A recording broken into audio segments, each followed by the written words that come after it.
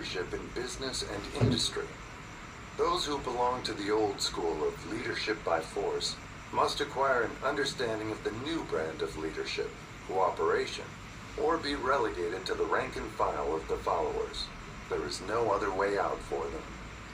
The relationship of employer and employee, or of leader and follower, in the future, will be one of mutual cooperation based upon an equitable division of the profits of business. In the future, the relationship of employer and employee will be more like a partnership than it has been in the past. Napoleon, Kaiser Wilhelm of Germany, the Tsar of Russia, and the King of Spain were examples of leadership by force. Their leadership paths. Without much difficulty, one might point to the prototypes of these ex-leaders among the business, financial, and labor leaders of America who have been dethroned or slated to go. Leadership by consent of the followers is the only brand which can endure. Men may follow the forced leadership temporarily, but they will not do so willingly. The new brand of leadership will embrace the 11 factors of leadership described in this chapter, as well as some other factors. The man who makes these the basis of his leadership will find abundant opportunity to lead in any walk of life. The Depression was prolonged, largely, because the world lacked leadership of the new brand. At the end of the Depression, the demand for leaders who are competent to apply the new methods of leadership has greatly exceeded the supply. Some of the old type of leaders will reform and adapt themselves to the new brand of leadership. But generally speaking, the world will have to look for new timber for its leadership. This necessity may be your opportunity. The 10 major causes of failure in leadership. We come now to the major faults of leaders who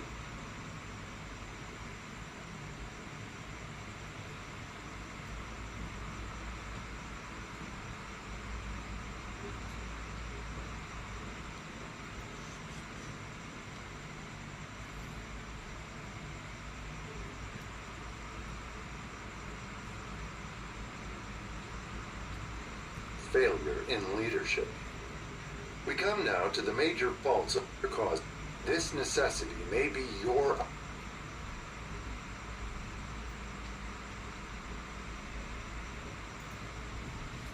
เฮ้ยกินทุเรียน กินปะ opportunity. The 10 major causes of failure in leadership.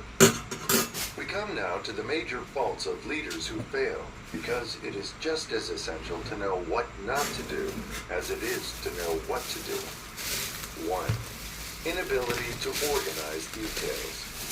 Efficient leadership calls for ability to organize and to master details. No genuine leader is ever too busy to do anything which may be required of him in his capacity as leader.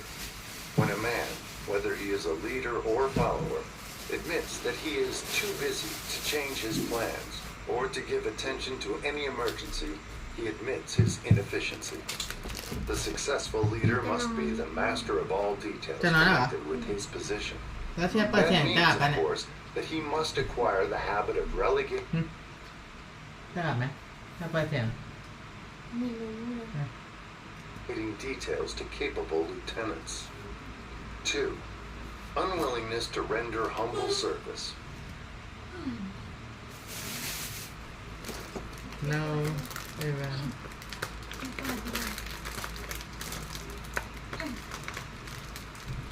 เมื่อคืนเรา they I ไม่ได้กิน dinner because I send my mom and I go to the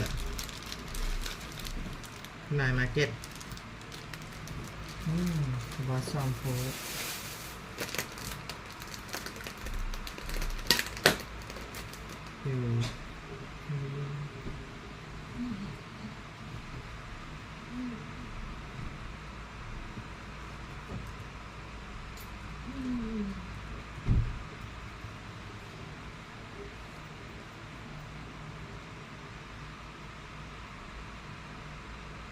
Lieutenant. Truly great leaders are willing, when occasion demands, to perform any sort of labor which they would ask another to perform. The greatest among ye shall be the servant of all, is a truth which all able leaders observe and respect. 3. Expectation of pay for what they know, instead of what they do with that which they know. The world does not pay men for that which they know. It pays them for what they do, or induce others to do. 4. Fear of competition from followers. The leader who fears that one of his followers may take his position is practically sure to realize that fear sooner or later. The able leader trains understudies to whom he may delegate at will any of the details of his position. Only in this way may a leader multiply himself and prepare himself to be at many places and give attention to many things at one time. It is an eternal truth that men receive more pay for their ability to get others to perform than they could possibly earn by their own efforts. An efficient leader may, through his knowledge of his job and the magnetism of his personality, greatly increase the efficiency of others and induce them to render more service and better service than they could render without his aid. 5. Lack of imagination. Without imagination, the leader is incapable of meeting emergencies and of creating plans by which to guide his followers efficiently. 6. Selfishness. The leader who claims all the honor for the work of his followers is sure to be met by resentment. The really great leader claims none of the honors.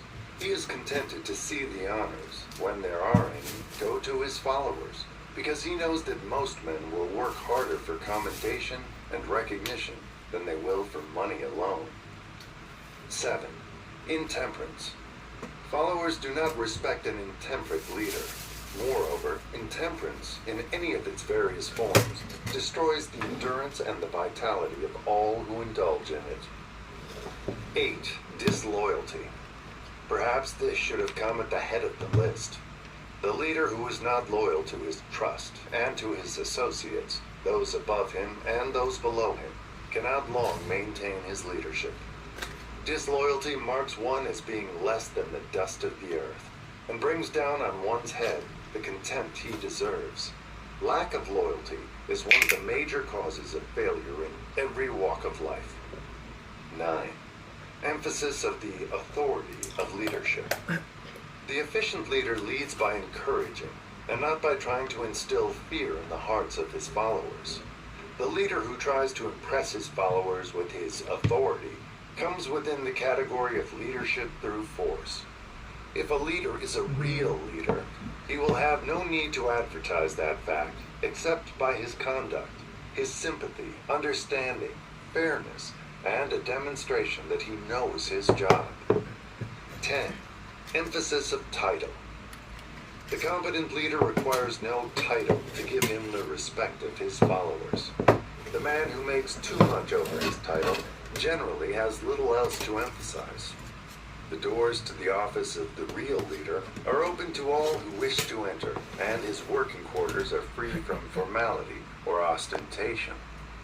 These are among the more common of the causes of failure in leadership.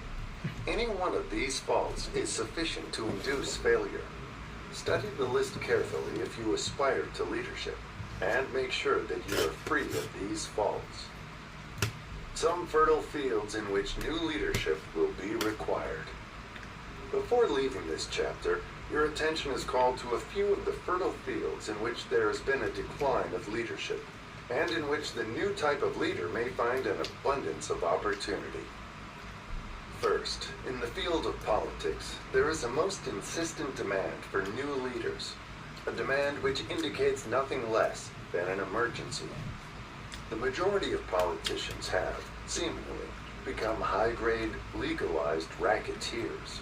They have increased taxes and debauched the machinery of industry and business until the people can no longer stand the burden. Of industry and business until the people can no longer stand the burden. Second, until the increased taxes and debauched the machinery of industry and business until the people can no longer stand the burden. Second, The banking business is undergoing a reform. The leaders in this field have almost entirely lost the confidence of the public. Already the bankers have sensed the need of reform, and they have begun it. Third, industry calls for new leaders.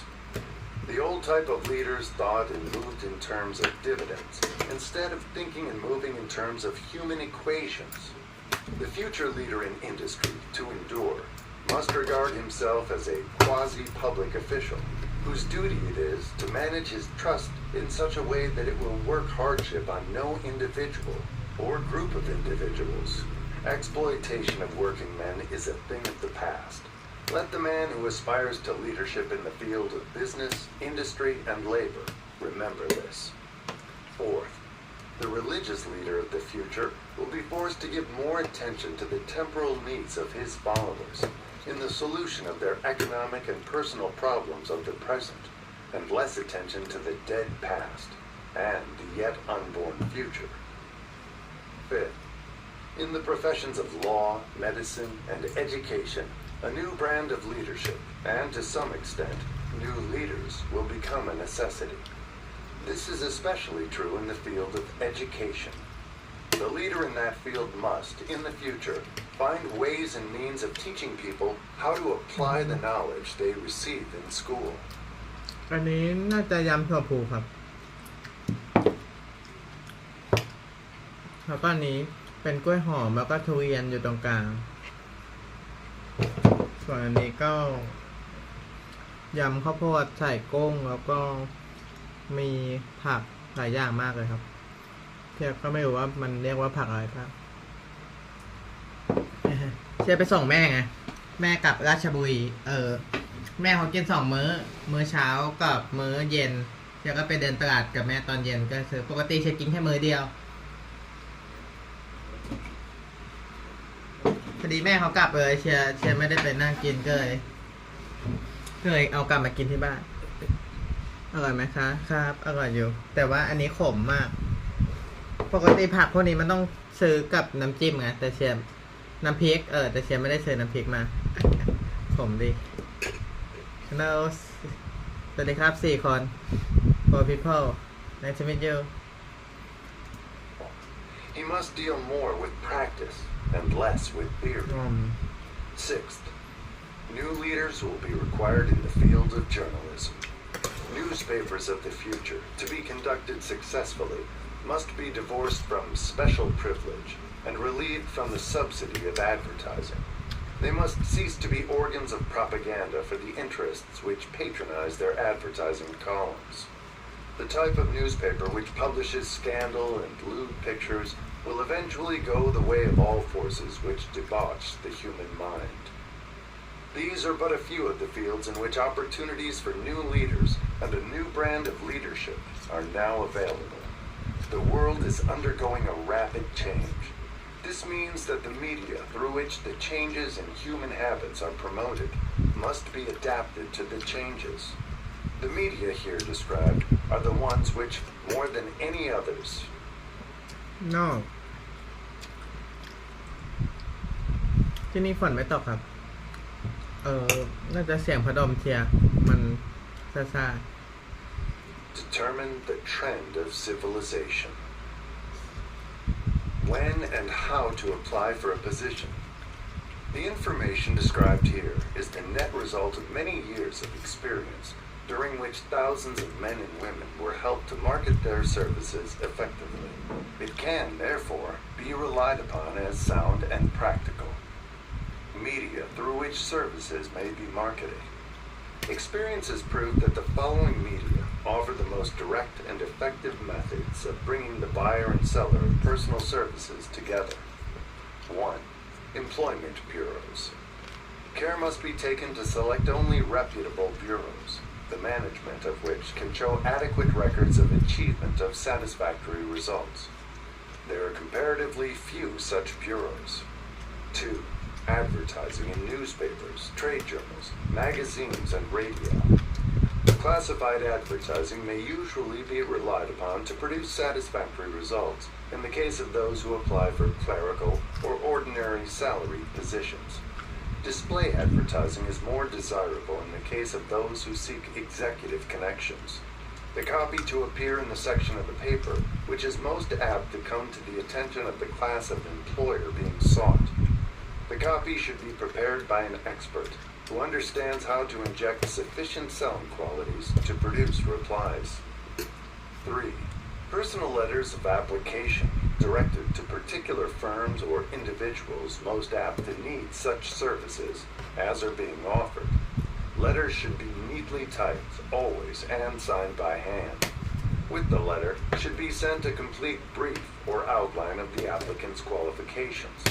Both the letter of application and the brief of experience or qualifications should be prepared by an expert.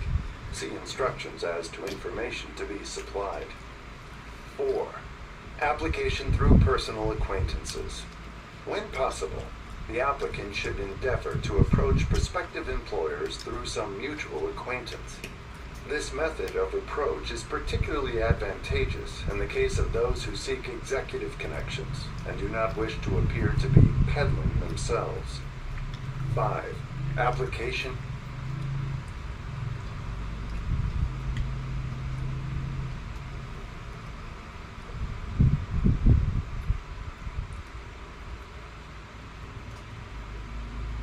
in person.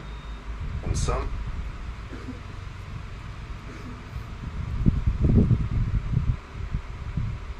instances, it may be more effective if the applicant offers personally his services to prospective employers, in which event a complete written statement of qualifications for the position should be presented, for the reason that prospective employers often wish to discuss with associates one's record. Information to be supplied in a written brief. This brief should be prepared as carefully as a lawyer would prepare the brief of a case to be tried in court. Unless the applicant is experienced in the preparation of such briefs, an expert should be consulted, and his services enlisted for this purpose. Successful merchants employ men and women who understand the art and the psychology of advertising to present the merits of their merchandise. One who has personal services for sale should do the same. The following information should appear in the brief. 1. Education. State briefly, but definitely, what schooling you have had, and in what subjects you specialized in school, giving the reasons for that specialization. 2. Experience. If you have had experience in connection with positions similar to the one you seek, describe it fully. State names and addresses of former employers. Be sure to bring out clearly any special experience you may have had which would equip you to fill the position you seek. 3. References. Practically every business firm desires to know all about the previous records, antecedents, etc. of prospective employees who seek positions of responsibility. Attach to your brief photostatic copies of letters from A. Former employers. B. Teachers under whom you studied. C. Prominent people whose judgment may be relied upon. 4. Photograph of self. Attach to your brief a recent unmounted photograph of yourself.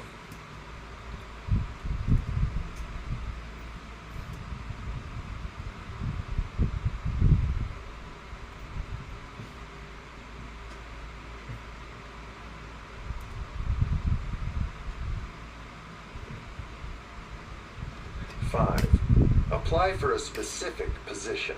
Avoid application for a position without describing exactly what particular position you seek. Never apply for just a position. That indicates you lack specialized qualifications. 6. State your qualifications for the particular position for which you apply. Give full details as to the reason you believe you are qualified for the particular position you seek. This is the most important detail of your application. It will determine, more than anything else, what consideration you receive. 7. Offer to go to work on probation. In the majority of instances, if you are determined to have the position for which you apply, it will be most effective if you offer to work for a week or a month or for a sufficient length of time to enable your prospective employer to judge your value without pay. This may appear to be a radical suggestion, but experience has proved that it seldom fails to win at least a trial. If you are sure of your qualifications, a trial is all you need. Incidentally, such an offer indicates that you have confidence in your ability to fill the position you seek. It is most convincing. If your offer is accepted and you make good, more than likely you will be paid for your probation period. Make clear the fact that your offer is based upon A. Your confidence in your ability to fill the position. B. Your confidence in your prospective employer's decision to employ you after trial. C. Your determination to have the position you seek. 8. Knowledge of your prospective employer's business. Before applying for a position, do sufficient research in connection with the business to familiarize yourself thoroughly with that business and indicate in your brief the knowledge you have acquired in this field. This will be impressive, as it will indicate that you have imagination and a real interest in the position you seek. Remember that it is not the lawyer who knows the most law, but the one who best prepares his case who wins. If your case is properly prepared and presented, your victory will have been more than half won at the outset. Do not be afraid of making your brief too long. Employers are just as much interested in purchasing the services of well-qualified applicants as you are in securing employment. In fact, the success of most successful employers is due, in the main, to their ability to select well-qualified lieutenants. They want all the information available. Remember another thing. Neatness in the preparation of your brief will indicate that you are a painstaking person. I have helped to prepare briefs for clients which were so striking and out of the ordinary that they resulted in the employment of the applicant without a personal interview. When your brief has been completed, have it neatly bound by an experienced binder and lettered by an artist or printer similar to the following. Brief of the qualifications of Robert K. Smith, applying for the position of Private Secretary to the President of the Blank Company, Incorporated. Change names each time brief is shown. This personal touch is sure to command attention. Have your brief neatly typed or mimeographed on the finest paper you can obtain.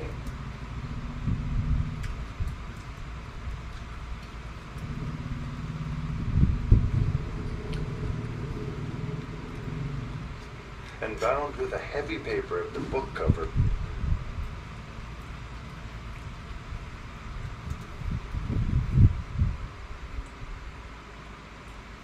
The variety, the binder to be changed, and the proper firm name to be inserted if it is to be shown to more than one company. Your photograph should be pasted on one of the pages of your brief. Follow these instructions to the letter, improving upon them wherever your imagination suggests. Successful salesmen groom themselves with care. They understand that first impressions are lasting. Your brief is your salesman. Give it a good suit of clothes, so it will stand out in bold contrast to anything your prospective employer ever saw, in the way of an application for a position. If the position you seek is worth having, it is worth going after with care. Moreover, if you sell yourself to an employer in a manner that impresses him with your individuality, you probably will receive more money for your services from the very start than you would if you applied for employment in the usual conventional way.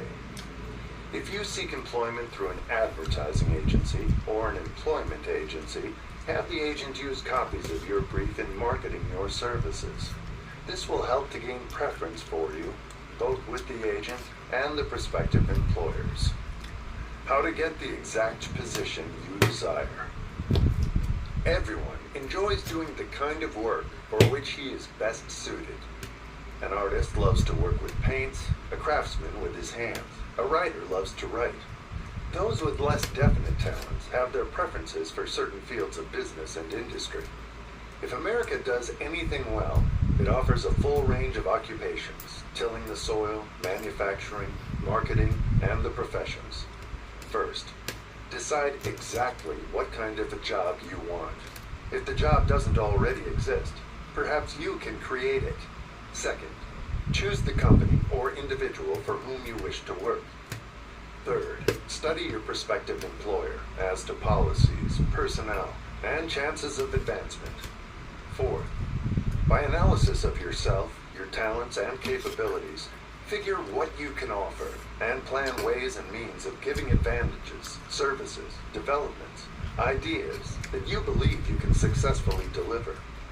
Fifth, forget about a job. Forget whether or not there is an opening. Forget the usual routine of, have you got a job for me? Concentrate on what you can give. Sixth, once you have your plan in mind, arrange with an experienced writer to put it on paper in neat form and in full detail. Seventh, present it to the proper person with authority, and he will do the rest. Every company is looking for men who can give something of value, whether it be ideas, services, or connections. Every company has room for the man who has a definite plan of action, which is to the advantage of that company. This line of procedure may take a few days or weeks of extra time, but the difference in income, in advancement, and in gaining recognition will save years of hard work at small pay. It has many advantages, the main one being that it will often save from 1 to 5 years of time in reaching a chosen goal. Every person who starts or gets in halfway up the ladder does so by deliberate and careful planning, excepting, of course, the boss's son.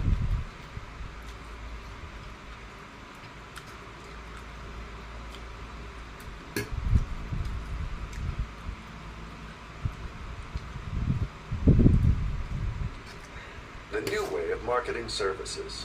Jobs are now partnerships. Men and women who market their services to best advantage in the future must recognize the stupendous change which has taken place in connection with the relationship between employer and employee. In the future, the golden rule, and not the rule of gold, will be the dominating factor in the marketing of merchandise as well as personal services.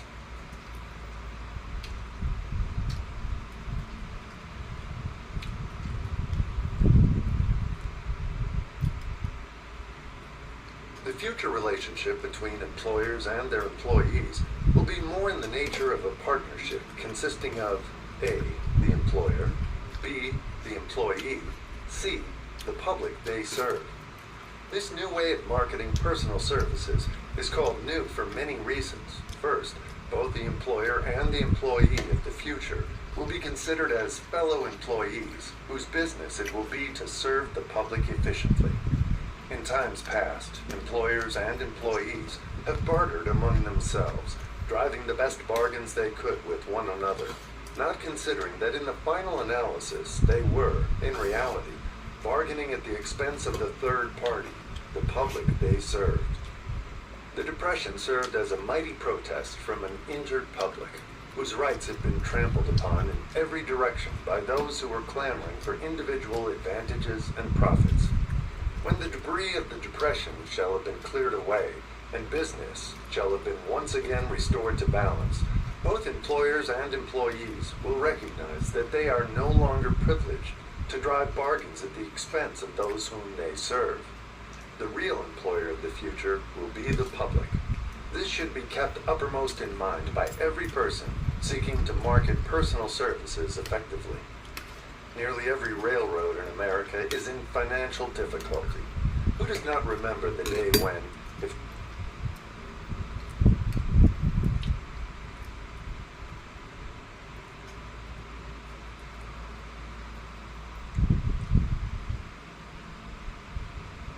the citizen inquired at the ticket office the time of departure of a train, he was abruptly referred to the bulletin board instead of being polite.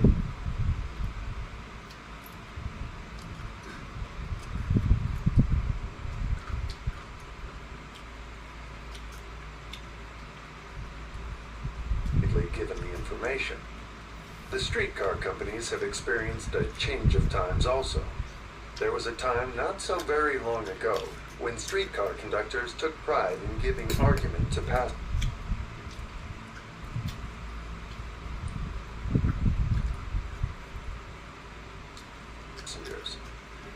the streetcar tracks have been removed and passengers ride on a bus whose driver is the last word in politeness. All over the country, streetcar tracks are rusting from abandonment or have been taken up. Wherever streetcars are still in operation, passengers may now ride without argument, and one may even hail the car in the middle of the block, and the motorman will obligingly pick him up. How times have changed. That is just the point I'm trying to emphasize. Times have changed. Moreover, the change is reflected not merely in railroad offices and on streetcars, but in other walks of life as well. The public be damned policy is now passé. It has been supplanted by the we are obligingly at your service, sir policy. The bankers have learned a thing or two during this rapid change which has taken place during the past few years. Impoliteness on the part of a bank official or bank employee today is as rare as it was conspicuous a dozen years ago. In the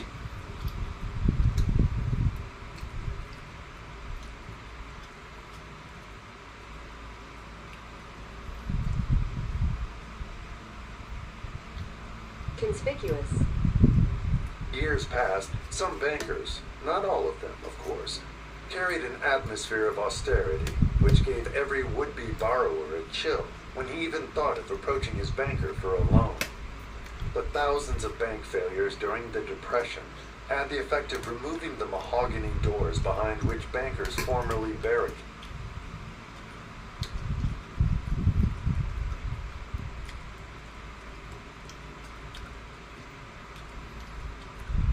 themselves. They now sit at desks in the open, where they may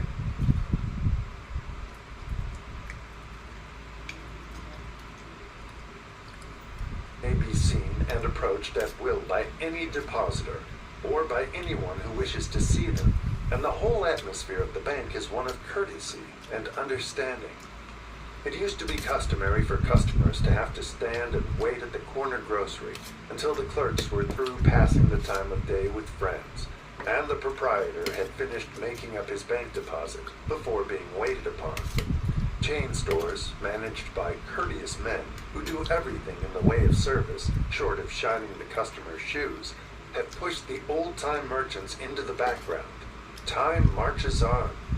Courtesy and service are the watchwords of merchandising today, and apply to the person who is marketing personal services even more directly than to the employer whom he serves, because, in the final analysis, both the employer and his employee are employed by the public they serve.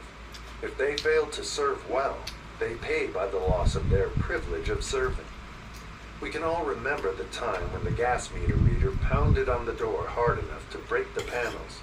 When the door was opened, he pushed his way in, uninvited, with a scowl on his face, which plainly said, "What the hell did you keep me waiting for?" All that has undergone a change. The meter man now conducts himself as a gentleman, who is delighted to be at your service, sir. Before the gas companies learned that their scowling metermen were accumulating liabilities never to be cleared away, the polite salesman of oil burners came along and did a land office business. During the Depression, I spent several months in the anthracite coal region of Pennsylvania, studying conditions which all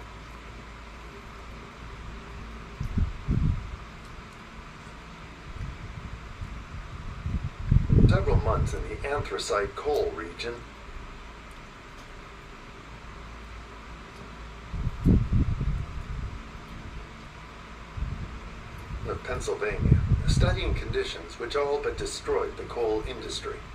Among several very significant discoveries was the fact that greed on the part of operators and their employees was the chief cause of the loss of business for the operators and loss of jobs for the miners.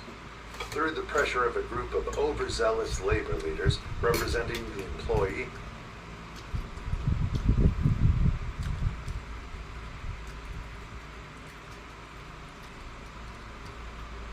and the greed for profits on the part of the operators, the anthracite business suddenly dwindled. The coal operators and their employees drove sharp bargains with one another, adding the cost of the bargaining to the price of the coal, until finally they discovered they had built up a wonderful business for the manufacturers of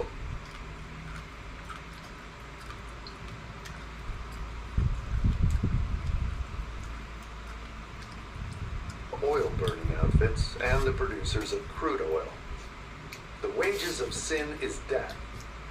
Many have read this in the Bible, but few have discovered its meaning.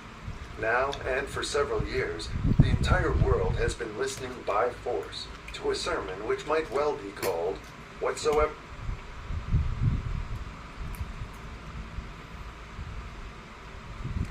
a man soweth, that shall he also reap. Nothing is widespread and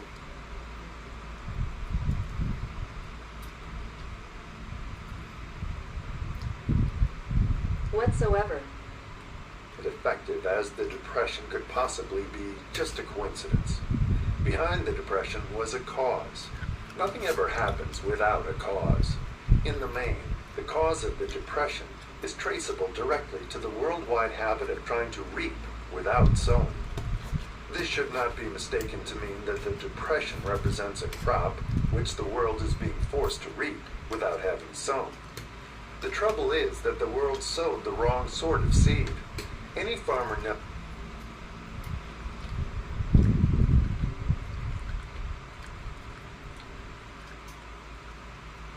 knows he cannot sow the seed of thistles and reap a harvest of grain. Beginning at the outbreak of the World War, the people of the world began to sow the seed of service inadequate in both quality and quantity. Nearly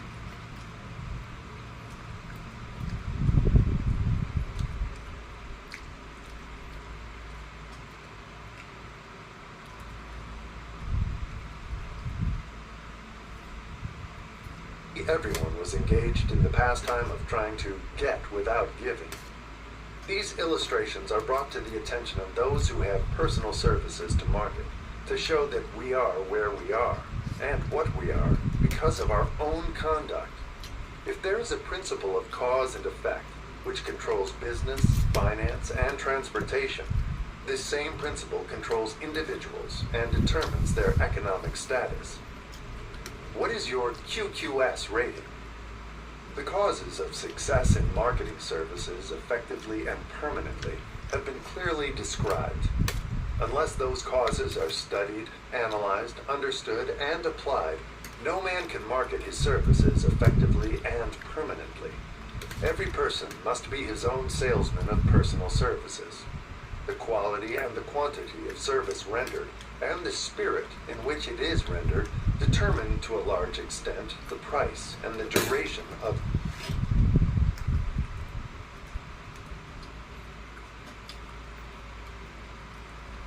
employment. To market personal services effectively, which means a permanent market at a satisfactory price under pleasant conditions, one must adopt and follow the QQS formula, which means that quality plus quantity plus the proper spirit of cooperation equals perfect salesmanship of service. Remember the QQS formula, but do more. Apply it as a habit. Let us analyze the formula to make sure we understand exactly what it means. 1. Quality of service shall be construed to mean the performance of every detail.